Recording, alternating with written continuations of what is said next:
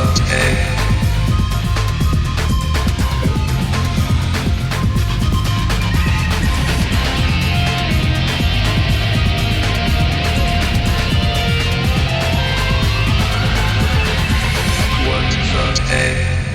buddy, welcome to What the Tech. I'm Andrew Jaron. Of course, I'm joined by Mr. Paul Thurrott. How you doing, Paul?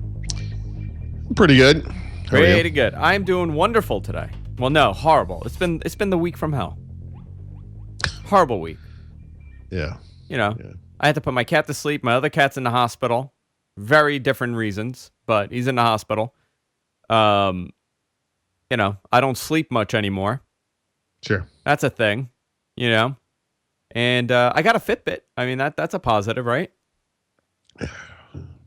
Sure. So, Paul, this is my first like one of these like fitness bands. It's the first one I've ever owned. Yeah, that's a good one. Yeah, I like it. It's small. It's tiny. I got tiny little wrists. Look at this. I can't have like a. You have China doll wrists. I have China doll. Those are not man's wrists. I have tiny little wrists. Do you have a Fitbit? Yeah, I don't. I mean, I use the Microsoft Band, but I do have a Fitbit HR or Surge HR or something. That's what I was going to get, but it was too big. Yeah. Like on you, it's the same size as this, you know? Right. Your arms are like two of mine combined, but well, yeah. It's like I have an iPad on my wrist when I have that thing on. Sure. So I just got this, so that's fun. that's the only positive in my week this week. But a lot is happening. A lot of rumors coming out. iPhone 7 rumors, Samsung Galaxy S7 rumors. It is interesting that the Galaxy stuff leaked, right? Yeah. Because of Mobile World Congress, and the iPhone stuff all of a sudden popped up. You know, like some rumors are coming up. It's interesting how that happens. Yeah. You know, God forbid a leak, you know, comes out and your leak hasn't happened yet. Yep.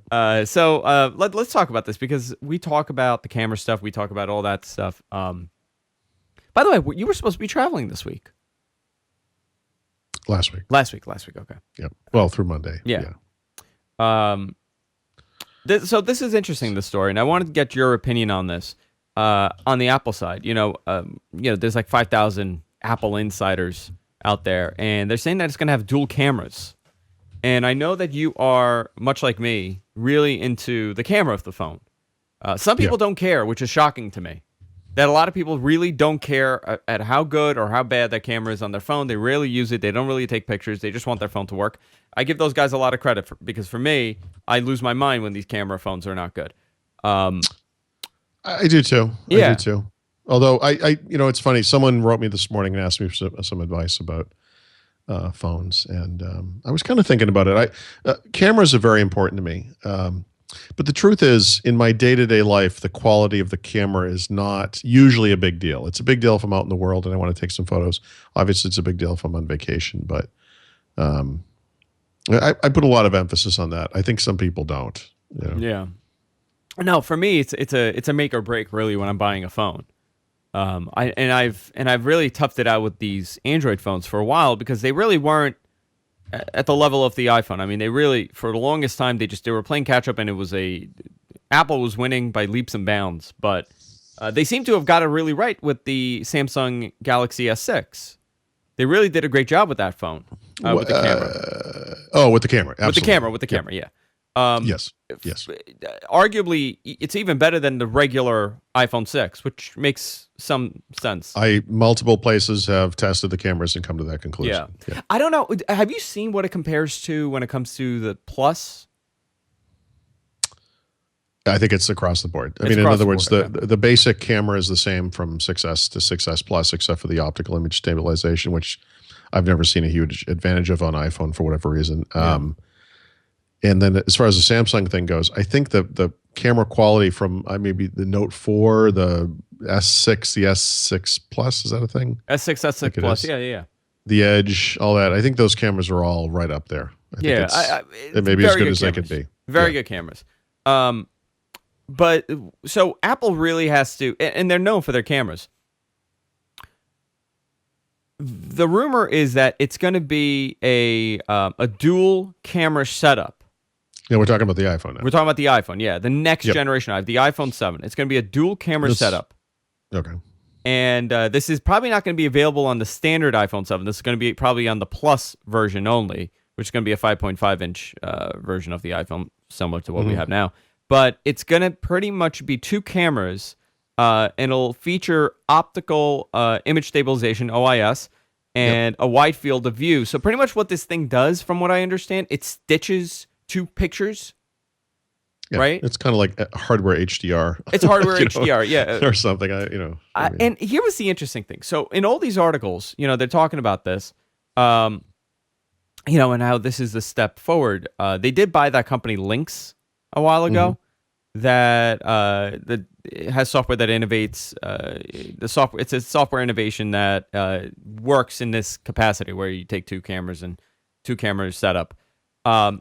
Do you think this is true? I think this makes a lot of sense that they're going to do this.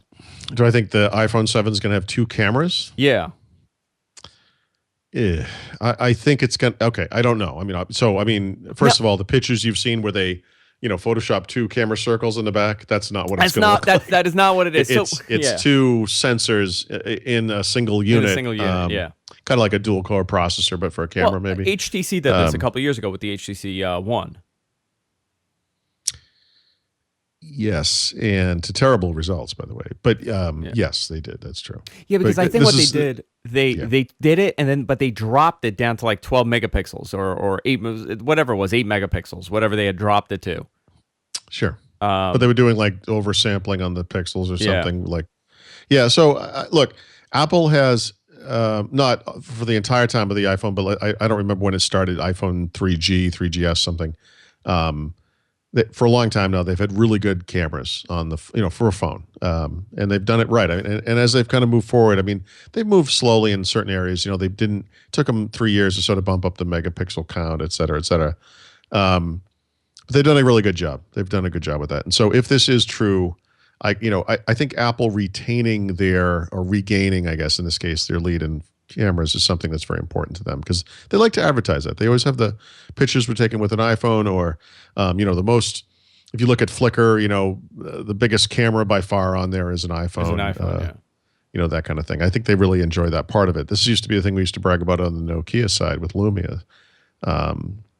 So it's plausible. I obviously I don't know anything about the veracity of these kind of rumors. I don't know anything about, what's going on behind the scenes with Apple, but it falls within the range of the type of thing Apple would be looking at to improve the iPhone 7. Yeah. I was shocked. One of my friends, she still has an iPhone 4S, and she took a picture and she sent it to me. I'm like, "What did you use to take that picture?" She goes, "An iPhone 4S." I'm like, "Wow, looks pretty good." Yeah. For a 3-4-year-old phone at this point. How many years ago did the 4S come? 4S, 5, 5S, 6, 6S. Yeah, 4 years ago. That's crazy. It's unbelievable to me. I'd have to look this up. I can't remember. I told you, there were a couple of Januaries in a row where we had visited Paris because of low airfares or something. Several years ago now. And on one of those 2, I just took whatever the iPhone was I had at the time. It was a 3G or 3GS. And of course, it was dark and dreary in Paris in January, as you might imagine. And the pictures are abysmal. They're terrible. They're the worst pictures I've ever taken on a trip ever. And it was one of those things where I was like, I wonder if I can get away with this. It's just a long weekend. Who cares? We've been to this place before. We're going to come again. It's okay if they're terrible. And they were terrible. And they come up sometimes, like I'll see them every once in a while. And when you look at them, it's like, oh man, those are really bad. But it's amazing how things have changed since then. And probably, like I said, I don't remember which phone it was exactly where this all changed, but certainly the 4 series, the 5 series, 6 now. Great cameras. They're really good cameras. So on the Samsung side, this was fascinating to me. So the Samsung S7, which there are leaked specs already, because that's what happens when you have an event. All this information starts coming out. They're gonna have 2 versions: S7, 5.1-inch display, like the S6, and a S7 Edge, which will be a 5.5-inch display. Both models are going to be equipped with a 12-megapixel camera, down from the 16. Yeah, the theory being that they want to keep it flush. Yeah, they want to keep it flush because right now, I don't know if you guys could see it here. Actually, I could actually pop this out and show you. Sorry for people listening. I know most people are listening and not watching. I break the back of this lobster I'm about to eat. So I don't know if you could see this. It comes out though, right? You see that? Yep. It's not flat. Well, the iPhone does the same thing. By the way, it's a smaller circle, but so they want to have it plush, but instead of higher megapixels, they're going to focus on sensor size and performance. And people are saying, I mean, it's going to have very impressive aperture. I don't know if you saw what it is. I'm looking at the website that is called iGalaxyS7.com, so I know everything about this. I think, what is it, an F 1.7? Actually, it doesn't say. Yeah, I think it's a 1.7. Yeah, along with autofocus capabilities that are similar to a Canon DSLR. I don't know how true that statement could possibly be. Do you think that's a reality, that it could come close to a DSLR? No. I mean, I know that the DSLR days, and I'm going to get a lot of crap for this, but they are starting to wind down, right? Like, you could get a phenomenal photo with a mirrorless, one of those mirrorless cameras now that Sony's making and everybody's making. Yeah. That really come close to what you can with a DSLR, with a big giant DSLR. These are way better than, I mean, point and shoot. Why would you get a point and shoot at this point, right? There's no reason to. So a lot of that is changing, but it seems like cameras is what's the focus this time around. So, I mean, first of all, I think as far as phones go, cameras still have a long way to go in some ways, right? You can on that phone, I can on the iPhone, different phones, you get different options, but you can get these lenses that kind of clip onto the outside. They extend the capabilities of the camera. And like those things could stick out like an inch or more, Yeah. And they're still pretty big, and they really don't do a lot to improve the experience. I mean, you basically get something like 2x optical zoom, a wider field, like a wide angle view. Yeah. The typical a macro lens, which is a limit of usefulness to about 3 people. Entertaining, but not something most people ever need. So I do sort of feel like there's still like plenty of headroom for this stuff, and without knowing again like whether any of this stuff is real or imagined. I look at both the iPhone 7 rumors and the stuff you see for the S7 now, and it's like, this is plausible. This is the type of thing I think makes sense for 2016. I'm just here's the interesting thing here, right? The quality has doubled and tripled over the last couple of years. I mean, it's remarkable, but we get it for the iPhone, we get it for the Samsung S7, but how about like the secondary and third quality phones on the market? Like, what's happening there? It's still crap. Like, you really don't have too many options. It's either this, or nothing. Well, I mean, if you're an iPhone person, you're all set because they don't sell anything older than an iPhone 5C.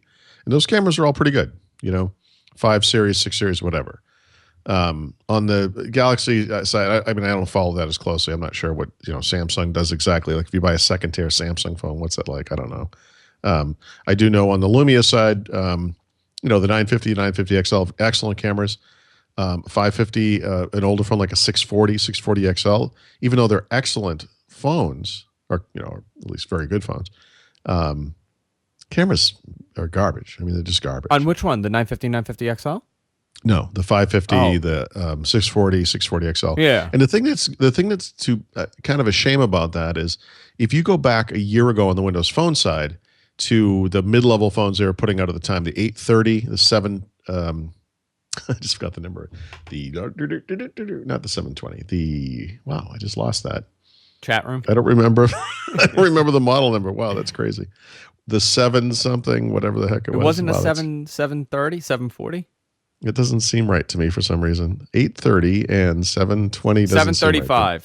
Seem right. 735. Okay. Thank you. Yeah, 830, 730. Thank you. Jeez, I really just lost that in my brain. Anyway, and I have one right behind me. You might be able to see it. It's green. Those phones have kind of, I think, 830 was, let me not say because I don't remember the details, but they weren't full blown, pure view cameras at all. But both of those cameras are surprisingly good. I have incredible photos that I've taken with both of them. In fact, I've used some of them on my site as promotional graphics. There's an incredible picture I took during Christmas that year in Faneuil Hall in Boston with the 730 or 735, whatever it was. Beautiful. It's a beautiful photo. But the mid-level stuff today, the low-end stuff today doesn't have that. That's too bad. Do you know what the? This is going back to a question that I know nobody knows the answer to, but when it comes to the future of the Windows Phone line, right, the Lumia line, with the impending rumor that this Surface Phone exists, right? Yeah. Like let's say it does. Let's hypothetically say this phone exists. It's coming out, Yep. and at the end of the year, and that's the flagship phone. Does the Lumia line become the secondary line? You know, where you have your Surface Phone, that's the main one, and then the Lumia line becomes what the 735 and the 830 are. You know, in terms of secondary devices. I don't know. I mean, does that make sense for that to happen? Or do you think there's still some sort of pull with the Lumia name where it could be a flagship device? Yes, let me give you two options. So one would be if we take Microsoft at their word, what they said last year about their plans to, the markets that they would attack with Windows Phone, and that doesn't change this coming year, which, by the way, it could.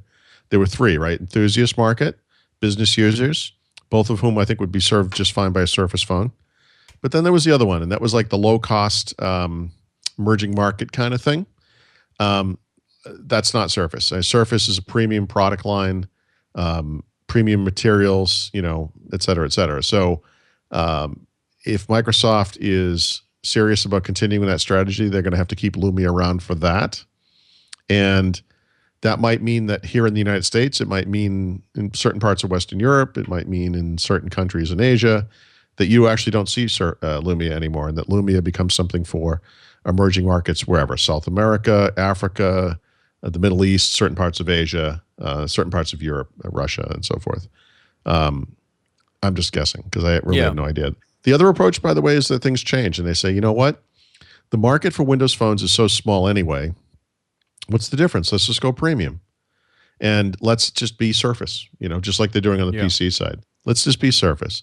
And that Surface Phone is, and there's probably more than one model, at the very least, like a phone and a phablet, is going to be premium, just like the tablets are. I mean, in that sense, forget the other thing. In that sense, I mean, it really makes sense for, like, Microsoft doesn't, if they have the Lumia line, and I think the Lumia line should stick around, and I think it should be their secondary line, where you have, the Surface Phone and you have the Lumia phones, and that's it. That's all the Windows phones out there. Well, but so I'm sorry to interrupt, but I mean, go ahead. The only look, that could happen, right? There's a 50-50 chance. The thing people need to remember is that they don't make money on Lumia. They lose money every time they sell one of those things. So you could make the argument that a Surface Phone will be a much smaller market because, expensive products just don't sell as many units. But maybe that premiumness is what puts them over the top from a profitability standpoint. So it's a smaller but profitable device lineup. That may make more sense. I don't have any business acumen. I don't know what the right answer is there. I certainly don't know what Microsoft is thinking. There was evidence. By the way, after we're done today, Microsoft's going to announce their earnings. We're not going to, and we should get Lumia numbers based on some data we saw from Kantar World Panel or whatever. Possibly like the worst quarter in Lumia history. Yeah. So that could, lead us down this direction. Where maybe Lumia goes away. But it was the worst quarter because they didn't really release much, did they? Like they didn't, especially here in the States. I mean, they didn't really have like a flagship device till when? A couple months ago. Yeah. Yeah. So that could be. Depending I don't know who you talk to, they still don't. Yeah. So depending on who you're talking to on Twitter. I'm bringing this up because there was a lot of rumors this week, and I got asked by a bunch of people, like, oh, the Surface Phone, there's a Surface Phone domain name and points to Surface, their website. Well, of course they're going to do that because they want to protect their asset. They want to protect their brand. They've owned that domain name for 2 years. Yeah, so someone probably just discovered it. Just so people know, it's not. That's what people do. Like I have domain names that I just bought it to protect myself or my brand. To stop someone else from having a Surface Phone website that looks real and isn't real. Yeah. I could just imagine that right now. The Surface website, the Surface Phone website, it's like a Parker, like a GeoCity. Yeah. Spider-Man's dancing. Yep. A bunch of Motorola StarTACs just floating around. Nice. I don't know what their answer. I mean, somebody. I did a podcast yesterday, and they were asking me, what do you think? Like, what do you? What do you? And I had to I gently gave an answer. They go, well, what does Microsoft have to do to get some sort of market share in this country? You know, like, what do they have to do? I go, well, it's impossible. They won't gain 10% market share in this country. It's an impossible task that they have ahead of them. The only way that's possible is if, I mean, I can't even think of how that would be possible at this point. Realistically. It's not possible. Yeah, it's not. And they said, why? Why is that not possible? And I said, it has nothing to do with the quality of phones that they're making. It has nothing to do with the quality of software they're putting on these phones. It has to do with the fact that the market is so saturated with iOS devices and Android devices that it is nearly impossible to penetrate. It's like... if Microsoft ever has success in mobile in the future, it's going to be because things have changed and that the things we're buying are so different from the phones that we have today that, you know, there's a new opening there. That the software that works today on iOS or Android is not easily adaptable to these new form factors or whatever the thing is, and thus it makes sense to make another generational change. Yeah, it's just never going to happen. It's not going to happen. And I gave this great analogy. There's a restaurant here in the city called Rayo's. Rayo's is like this old school mob restaurant, and the only way to get a reservation is if somebody dies. Or if you know someone that could lease you their table because they lease the tables out. That is how you get in. Sure. So unless it's like getting a parking spot in New York City. It's like getting a parking spot in New York City. Unless Apple or Android really fumble, which I do not see this happening, or if Microsoft does something so innovative that drives people to switch platforms, they're not going to get 10%. 5%, possible, right? That could happen. I don't know how realistic it is. It's not going to. It doesn't matter. It's not going to happen. Okay, so here's the question: what does BlackBerry have right now? Do we know? Yeah. Oh boy, let me see. How do I find this? We do know. Do we know? We have to know. Why do I not see? I wrote a story today and I don't see it. Let me look. They shipped 5.5 million devices in 2014. I'm just trying to see. Fourth quarter, 0%. I'm just trying to see what the market share is.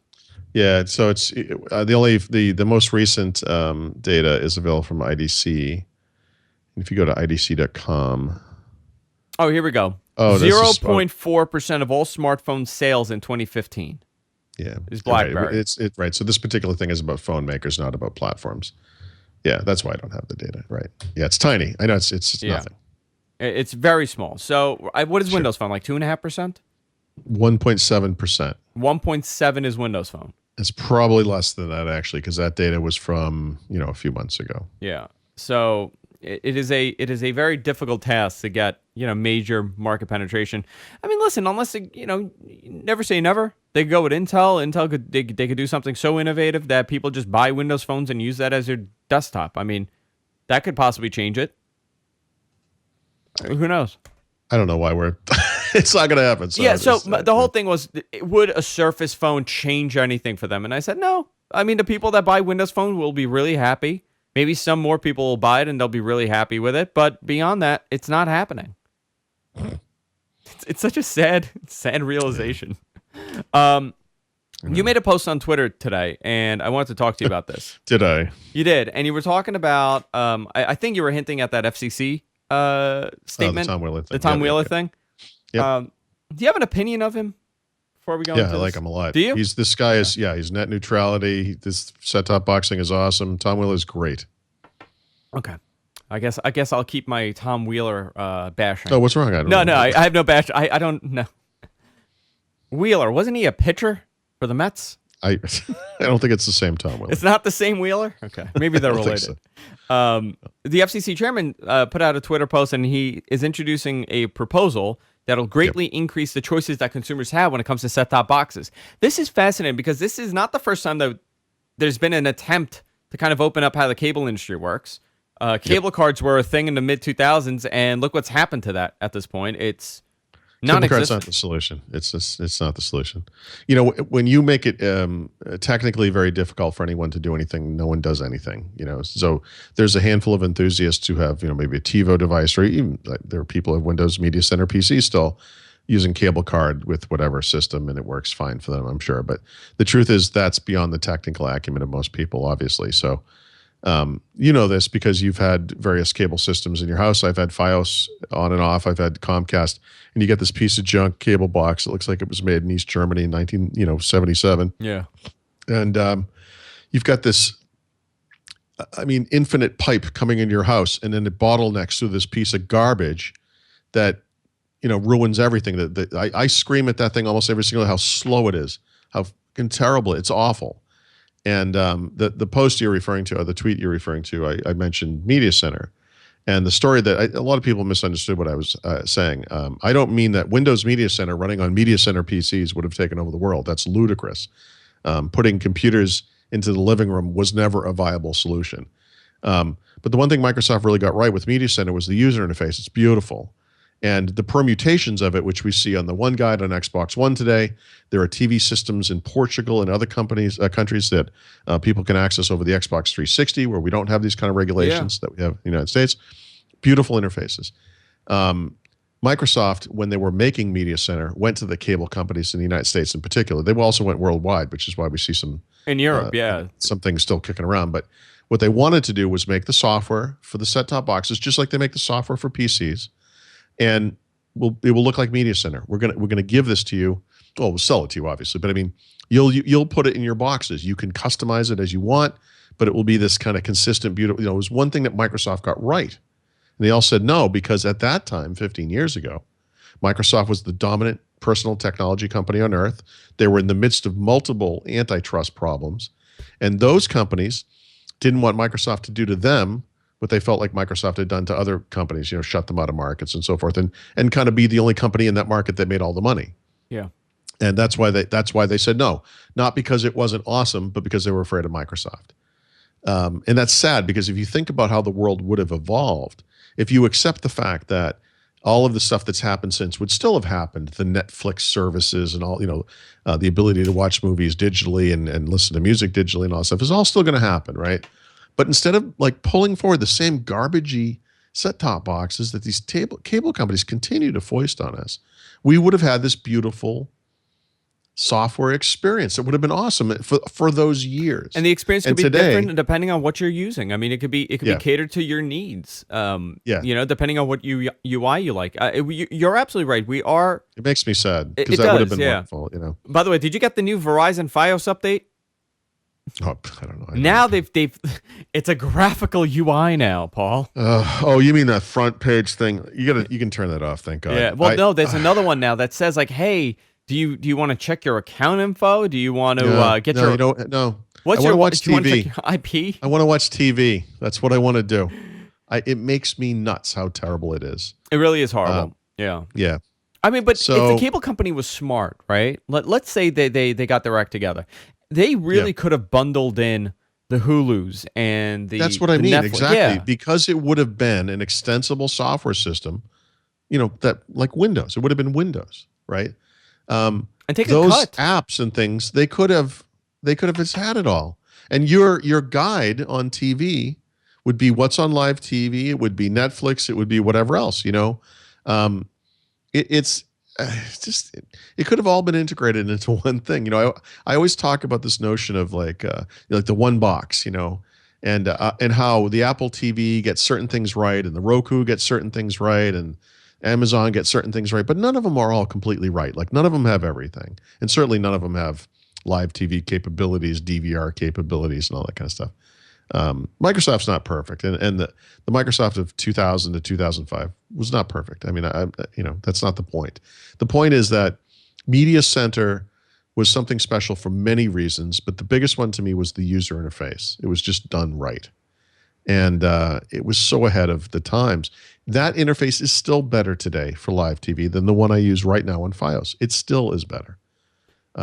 It's just not a viable solution today in 2016. Of course, it's discontinued as well. That doesn't help. Now, of course, a lot of people like in the Microsoft sphere see this Tom Wheeler thing, and they're like, we got to petition Microsoft to bring back Media Center. And it's like, guys, no, that's unfortunately that ship sailed, right? So when Apple released the first, well, actually, you may remember this. Before there was an Apple TV, I'm going to get it. Yes, I almost have it. First, they had a software application for, oh man, I'm so close to it. Front something stage. Anyway, they had an Apple TV like bit of software for the Mac, and it was a front end to all the iTunes garbage and all that. Remember? Something stage, something front row. And at that time, back in that would have been the mid to late 2000s, I was like, this thing's a Media Center ripoff. It was so obviously a Media Center ripoff. In the years that have kind of occurred since, things have changed. These services have arisen, Netflix and so forth. We consume entertainment in many different ways, and to my kids, it's pretty much Netflix and YouTube is what they watch. That's what to them that's more important. The world has evolved, and unfortunately, and I kind of made this comparison with like the car, where people want CarPlay from Apple, they want Android Car or whatever they're calling it, Android Auto, whatever it is. They want those interfaces. They want access to those services, and they want the extensibility that those things bring you. To have the apps from other services and so forth. Yeah. So Media Center is not going to conquer the world in 2016, folks. That wasn't my point. It was just that we would have been in such a much better place today. There would have been a Media Center-like device. Well, I'll give you an example why they don't want you to do this, right? Mm-hmm. You go right now. Let's say they allow you to use your Xbox, which you can, actually. You could use your Xbox right now to view Fios. If you have a Fios... sort of. I mean, you're passing it through is what you're doing. But yeah. What do you mean? No. You don't. There is a Fios app. Oh, I'm sorry. Right, but the Fios app isn't Fios, right? I mean, a Fios app is a subset of Fios. I think it's like 100 HD channels now, which is pretty much everything. Yeah. They've really added to it. My friend has a 360 that he has it on, and I was looking. I'm like, this doesn't look that. It looks like IPTV, but it doesn't look bad. Okay. So you can do that to an extent, but it's kind of still half-assed, right? It's not like full TV. It's not the guide. It's just whatever that is. Yeah. But the reason why the cable company wouldn't want you to do that is, let's say you have an Xbox. Okay, now you're Xbox. You get an Apple TV. You have it on the Apple TV. You have a Roku. Now it's on your Roku. You have bypassed the $150 a year rental fee per cable box, or more. I think it's like $200. Let's $14.99 a month, right? So you're talking about $170 something or $9.99 a month, $120. Imagine most people don't have one cable box; they got multiple cable. I have 4 in my house. Yeah, I do. So I'm paying like $500 a year for my cable box. Multiply that times 8 years that I've had Fios. It's astronomical what I've paid. I've paid almost $5,000 in 8 years to rent a device. And by the way, those set-top boxes are not yours ever. I know. It's not like you're paying it off. It's not like you could use it for anything else. But yes, it's not yours. That's true. It's not yours. But even if you want, like, you can't even keep it after you cancel your service after 20 years, let's say, or 10 years. You can't even keep it. Yeah, right. Well, I mean, of course, the point of it is you're renting it, and that arguably you should be able to go to them at any time and say, I want a new one. No one ever does that. And of course, they would probably try not to let you do it, but you're renting it, so you should be able to get the new one, whatever it is, if a new one comes out.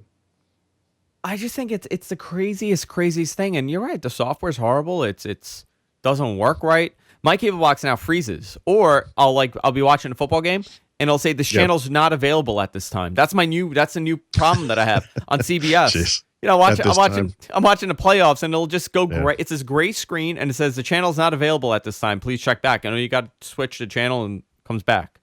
Right. It's crazy. Right. But do you think a proposal like this is a reality? Yeah, I just think that, so of course, this is the type of thing that wouldn't have happened in, 15, 10 years ago, whatever. It happens today because these companies are under fire from multiple entertainment sources, right? And they're kind of clinging to their way of doing things. And I think this is a realization that in this world where we do have lots of options, that have nothing to do with other cable companies, right? In other words, 15 years ago, the competition to cable was cable. So it made sense that the cable companies would want to retain their ownership of everything related to their cable systems. Yeah. The competition today is other stuff. And so these guys are kind of, for example, we had that big snowstorm last week, remember? Or I'm sure you remember. You probably have 3 feet of snow. We had like 3 feet of snow, yeah. All right. So I did something I don't normally do, which is knowing the snow was coming and knowing it was kind of unclear how much we were going to get and so forth. I'm like, you know what? I'm going to get this information from TV for a change, not from the internet.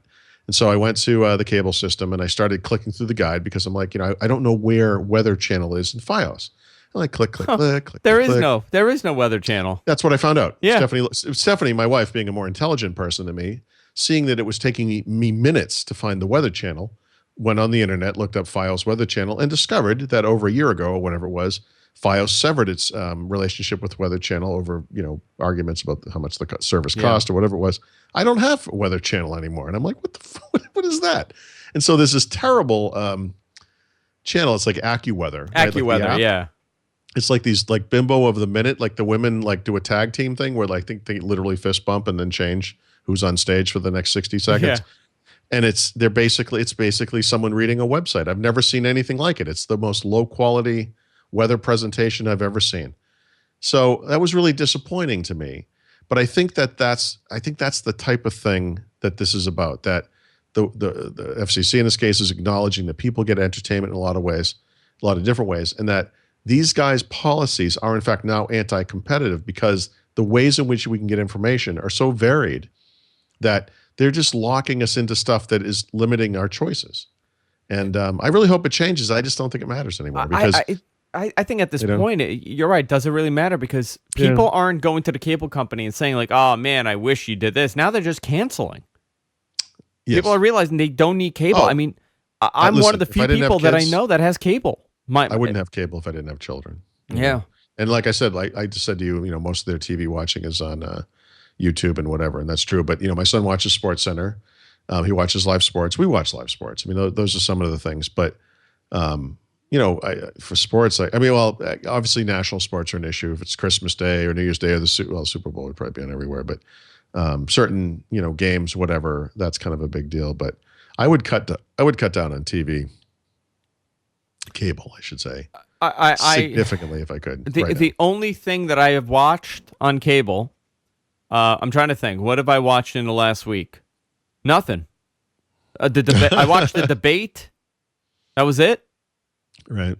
I don't even watch on-demand programming. I mean, everything is on Hulu or everything is on Netflix for me. That's about it. Well, we watch new TV shows. Like the X-Files is out now. We watch that when it's on. Well, we don't watch it live. I mean, we record it, but yeah. We watch House Hunter type shows. But that's but Paul, that's on Hulu. Yeah. Is it on? Right. I mean, but for example, on like a Sunday night, like not right now because these shows are all off air, but at some point, Walking Dead comes back. Yeah, you want to watch it live. The Affair is on. Live or close to live. Like we want to watch it that night. So a show on network TV or on non-pay TV like The Walking Dead, where there are commercials, we might start that 15 minutes in. And we watch that, the whole family watches it actually together. And we do that so that we don't have to watch any commercials, and then we can kind of get through it. And by the time it ends, like we've caught up with the commercials, but we've kind of accomplished it. And then we can go watch whatever, Game of Thrones, whatever HBO stuff is on later that, commercials don't factor into it. I just don't think that this is a viable model for them at this point. And I think the world has changed. Yeah, and with the boom of 4K content, that's gonna happen, and 8K content after that, the cable company cannot adapt quickly enough. They're like the car manufacturer. They're like the car industry. They're going to be behind in technology. The car industry is 10 years behind. The same is going to be true for the cable companies, where they can't move fast enough, and at one point, it's just going to really backfire. I mean, already it's happening. People are canceling their subscription. Time Warner Cable, for the first time in 10 years, showed growth, consumer growth, which is baffling. I'm curious on why they were able to do that. Did you see that story? No. First time in 10 years. They have more subscribers, so bad. Okay.